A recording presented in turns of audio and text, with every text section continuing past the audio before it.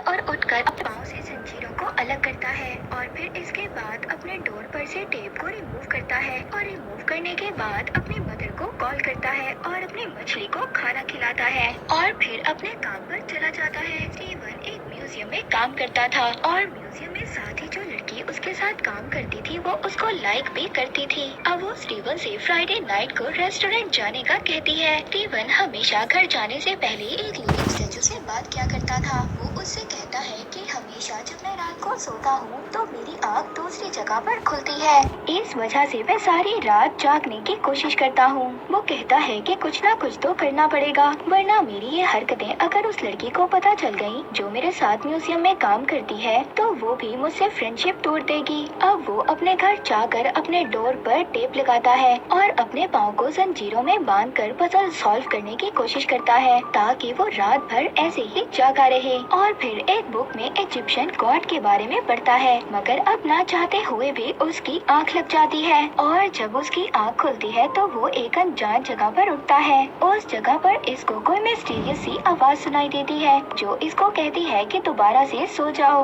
अब स्टीवन ये आवाज सुनकर डर जाता है क्योंकि वहाँ पर जो भी था वो दिखाई नहीं दे रहा था और तभी उसको अपनी पॉकेट में कुछ महसूस होता है। अब जैसे ही वो उस चीज को बाहर निकालता है तो उसके पीछे Egyptian of god Moon Knight आ जाते हैं। पर तभी जब वो पीछे मुड़कर देखता है तो कुछ लोग उस पर फायर करना स्टार्ट हो जाते हैं। वो भागता भागता एक सिटी में पहुंच जाता है तो वो वहाँ पर एक आदमी आर्थर हैरो को देखता है जो इजिप्शियन गॉड आर्मिड की पूजा करता था। वो लोगों के हाथों को पकड़ता था और महसूस करता था कि कौन इंसान गलत और कौन ठीक है और फिर जो लोग गलत होते थे उनके सोल को वो इजिप्शियन गॉड आर्मिड को सर्व कर देता था। अब जब उस हैरो की नजर स्टीवन पर पड़ती है तो हैरो उससे वही मिस्टीरियस चीज मांगता है जो उसकी पॉकेट से बाहर निकली थी। अब स्टीवन ये चीज हैरो को देना तो नहीं चाहता था। अब वो अजीब सी आवाज जो पहले स्टीवन को सुनाई दी थी वो आवाज इसको ये चीज देने से मना करती है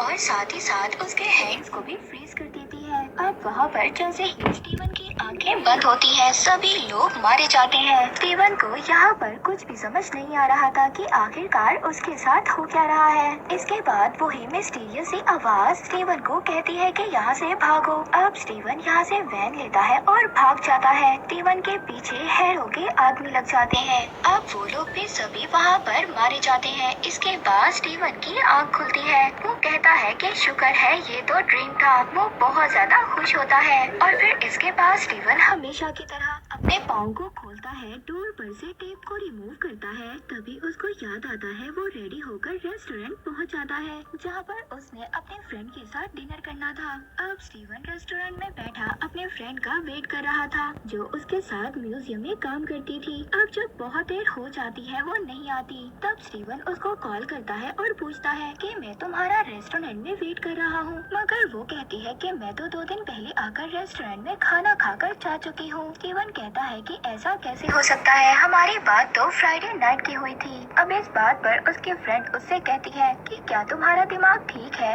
आज संडे है, तुम 2 दिन पहले फ्राइडे की बात कर रहे हो। अब स्टीवन रेस्टोरेंट से घर चला जाता और घर जाकर जो उसने अपने फ्रेंड्स के लिए चॉकलेट्स ली थी और वो उन चॉकलेट्स को खाने लगता है। तभी उसको अपने घर में एक सीक्रेट होल नजर आता है जहाँ पर से उसको एक की और एक मोबाइल फोन मिलता है। जब वो उस फोन को चेक करता है तो उसमें लाइला नाम की लड़की की बहुत ज्यादा मिस बेल्स थी और साथ ही उसके मैसेजेस भी थे। इसके बाद दोबारा से जब लाइला की कॉल आती है तो स्टीवन उससे पूछता है कि तुम कहाँ पर हो। अब लाइला फोन पर बोलती है कि क्या हो गया है मार्क। तो स्टीवन कहता है कि मेरा नाम मार्क नहीं बल्कि मेरा नाम तो स्टीवन है। ये सुनने के बाद लाइला कॉल बंद कर देती है। इसके बाद स्टीवन जब वॉशरूम में जाता है तो वहाँ पर मिरर में उसको अपना रिफ्लेक्शन दिखाई देता है। वो रिफ्लेक्शन उससे बातें कर रहा था और कहता है कि स्टीवन अपनी तलाश बंद करो। ये बातें सुनकर स्टीवन बहुत ज्यादा डर जाता है। अब उसको अपने ही घर से डर लग रहा था। वो भागता हुआ अपने घर से बाहर आ जाता है पर उसको तो हर जगह पर इजिप्शियन ऑफ द गॉड खॉन्शू दिखाई दे रहे थे। इसके बाद जब वो अपने काम पर म्यूजियम में जाता है स्टीवन वहाँ पर हैरो को देखकर बहुत ज्यादा डर जाता है। वो ये सोचता है कि ये आदमी तो मेरे ड्रीम्स में आया था। तब हैरो स्टीवन को कहता है कि मैं तुम्हारी मदद करना चाहता हूँ जिस चीज से तुम भाग रहे हो।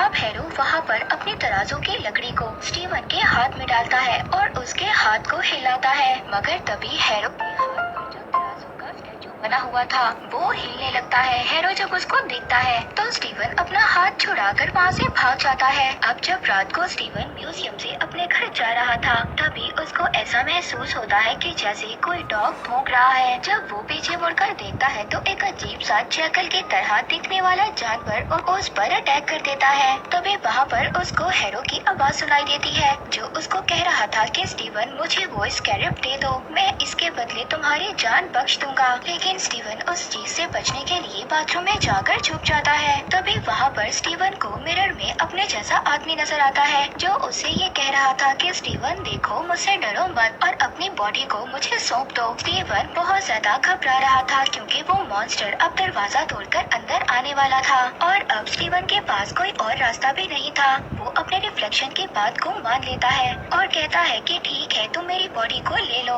तभी हम देखते हैं कि स्टीवन मून नाइट में बदल जाता है और वो बाहर निकलकर उस मॉन्स्टर को जान से मार देता है। अब स्टीवन जब अपनी नींद से उठता है तो वो बहुत ज्यादा परेशान था। वो म्यूजियम जाता है तो वहाँ जाकर वो देखता है कि वॉशरूम में काफी ज्यादा चीजें टूटी हुई पड़ी थी। स्टीवन म्यूजियम में एक आदमी के पास जाता है और उसे कहता है कि मुझे सीसीटीवी फुटेज दिखाओ। वो आदमी स्टीवन से कहता है कि जो भी तुम देखोगे तुम्हें अपनी आंखों पर यकीन नहीं होगा। उस वीडियो में स्टीवन ही नजर आ रहा था जो ऊटपटांग हरकतें कर रहा था। उस वीडियो में तो वो मॉन्स्टर था ही नहीं जिसे स्टीवन ने कल रात को मारा था। अब म्यूजियम में जो नुकसान हुआ था वहाँ का ऑनर स्टीवन को पागल समझकर काम से बाहर निकाल देता है। स्टीवन दोबारा से उसे लिविंग स्टैचू के पास जाता है और उसको बताता है कि मुझे मेरे घर से एक की और एक मोबाइल मिला था। फिर स्टीवन उस लॉकर कंपनी में जाता है जिसकी वो चाबी थी। अब स्टीवन उस रिसेप्शनिस्ट से कहता है कि क्या तुम्हारे पास मार्क या स्टीवन नाम के आदमी का कोई लॉकर है? तो वो आदमी कहता है कि जी मार्क सर, आए मैं आपको आपके लॉकर तक लेकर जाता हूँ।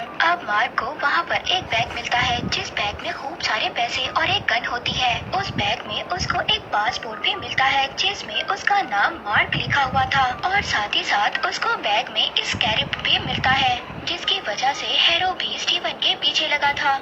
अब जैसे ही वो उसको प्रेस करता है तो उसके विंग्स निकल आते हैं और वो उड़ने लगता है। अब जब स्टीवन ने रात को जागने के लिए इजिप्शियन के बारे में इतना सब कुछ पढ़ा था उसको ये बात पता चल जाती है कि इस स्कैरेब असल में एक कंपास है। अब दोबारा से स्टीवन के सामने मिरर में उसका रिफ्लेक्शन आता है और उससे बात करने लगता है। स्टीवन कहता है कि आओ आओ, मैं तुम्हारा इंतजार कर रहा था। तुम आखिर हो कौन? तुम कोई भूत हो या फिर कौन हो? वो कहता है कि मैं इजिप्शियन गॉड का खादिम हूँ, यानी कि उनका एक अवतार हूँ।